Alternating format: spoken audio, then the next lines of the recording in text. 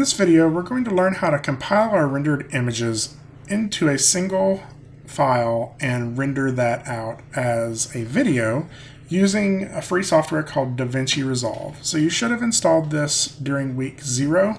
If you didn't, go back and watch that video and find it. It's a free software on the internet. And this will take the place of Premiere if you don't have the Adobe Creative Cloud. So let's start by creating a new project. So you'll see I have previous projects I've created here. I could double click on that and open up an older project, but I'm just going to create a new project and I'll call this Bridge and hit create. Now that opened it on the wrong screen, so I'll pull it back over here. Now, DaVinci Resolve is very similar to Premiere, and if you've used Premiere before, you're going to not have too much trouble figuring it out. There is one major difference, and that is along the bottom here. You'll see these different buttons, and these are kind of like different phases in the editing process, right? So there's media, that's where you identify where the media is that you want to use, where is the images that you want to use or the videos you want to use. Cutting is where you sort of trim those up so you have a pool of usable videos. Editing is where you can piece those together into a sequence. Fusion is effects and compositing. And then we have a color correction, a audio editing, and then an export process. So let's just go through all of these really quickly with our image sequence. So unlike Premiere, Premiere has the option where you would just right click in here and go import media, and you would find your image sequence that you rendered, right? And click on the first one, and then there would be a checkbox that says load this image as an image sequence.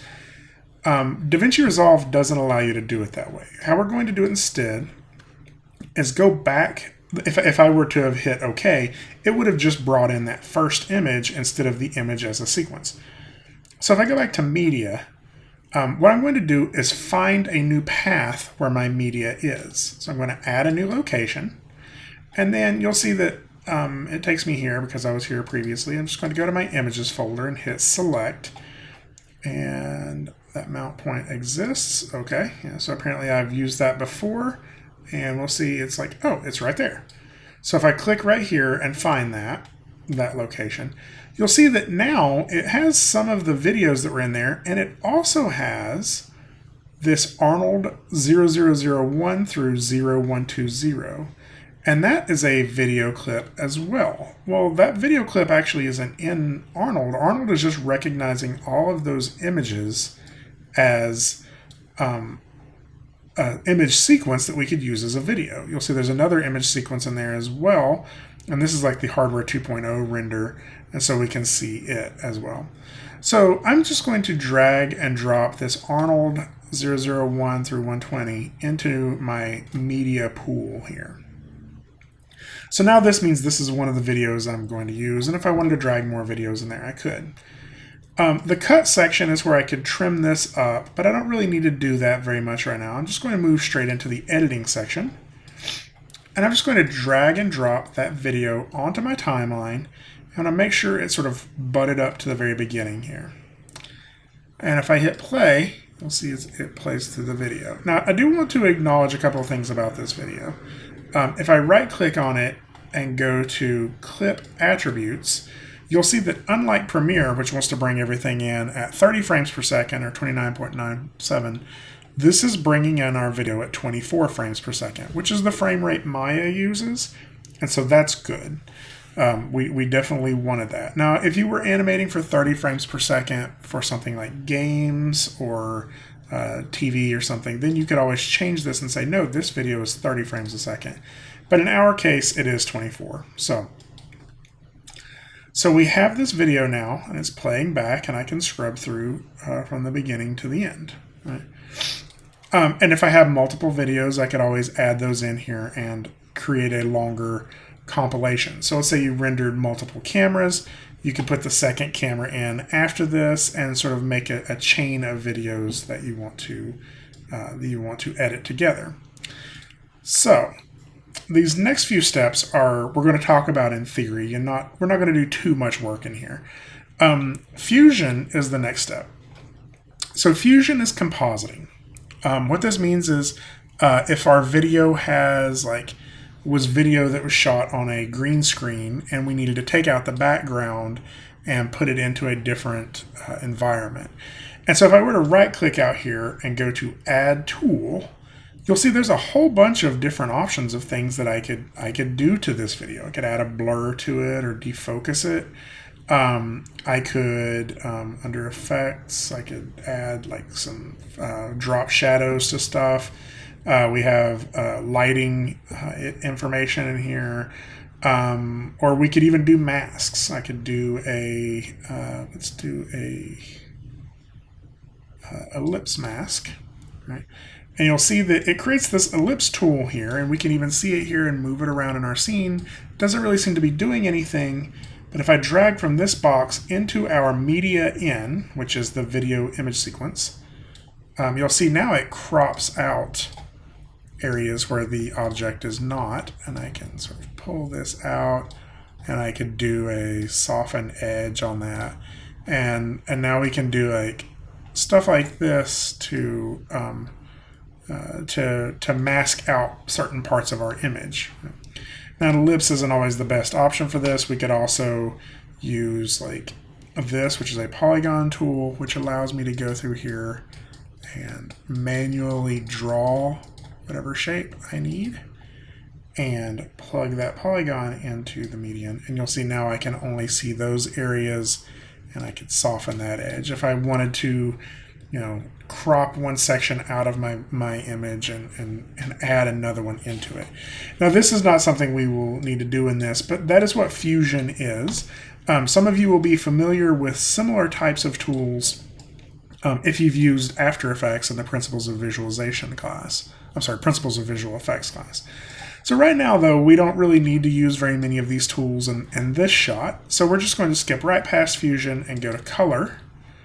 And Color is a built-in way for us to do some color correction on our shot. Now, this is important to recognize. When we rendered as an EXR file. And an EXR file, I said, had more information in it than like a JPEG or a PNG. So you could still do this operations on a JPEG or PNG, but this is going to allow us to have way more control over our lighting and our brightness and all of those things for color correction than I would if I used one of those other formats. So that's one of the reasons we use PNGs. So the first easiest way we can start looking at this, sort of scrolling through our scene, is to just grab this curve and start adjusting it. And you'll see I can sort of bring up the low end brights, like if I wanted to make the brights a little brighter, or if I wanted to make the darks a little darker. So we can do some pretty big adjustments on this. But recognize if you take it too far, you're going to start seeing weird stuff happening, like this weird highlight that we're getting around our sun there.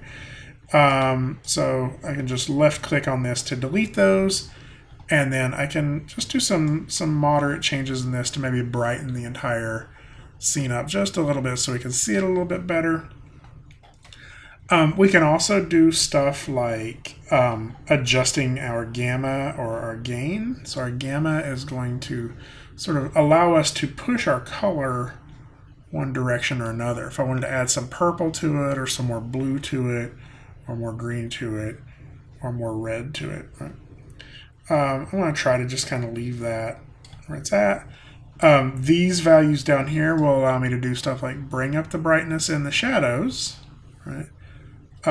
Or bring up the brightness in the highlights, or maybe I want to bring down the brightness in the highlights. I can also do something that I kind of noticed from some of the reference images is pictures taken at night don't always have as much saturation to them, right? So like they're not always quite as colorful. And so I can pull down the saturation of my shot just a little bit if I wanted to try to mimic a certain lighting scene. So all of this is just color correction that we're doing as post-processing on our shot. Now, Fairlight is where we can do some audio editing, and this is not just regular audio editing. This is if I need to like really adjust like reverb or something like that. Finally, the last thing I would do is click this deliver button. And this deliver button is how we're going to export. So if I go to H264 master, I'll click here. That's the one we want to use. My file name, I will call this render. And my location, I'm just going to put that sort of where my bridge scene is. I will capture that. Control C, paste that into here, and go to movies, and I'll hit save. And whenever I'm ready to render, I just say add to render queue, and that's going to list it over here in my render queue. And now the last thing I'll do is click this render all button. So I could add multiple types of videos to this render queue. And when I hit render all, it will render all of the things that are in the queue. And right now, since we just have the one, it's just going to render out that one video.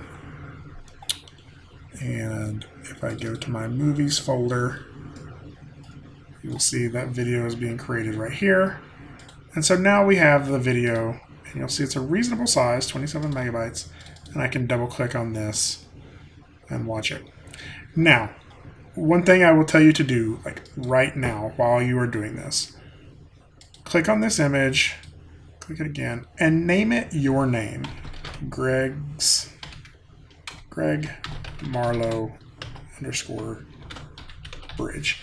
And the reason for that is because I get a lot of files turned in where people forget to name their file. And this is just a very important step. So otherwise, I don't know who did this project and who to give the grade to. So now we have the file ready to turn in and ready to upload to YouTube or do whatever it is you would like to do with it.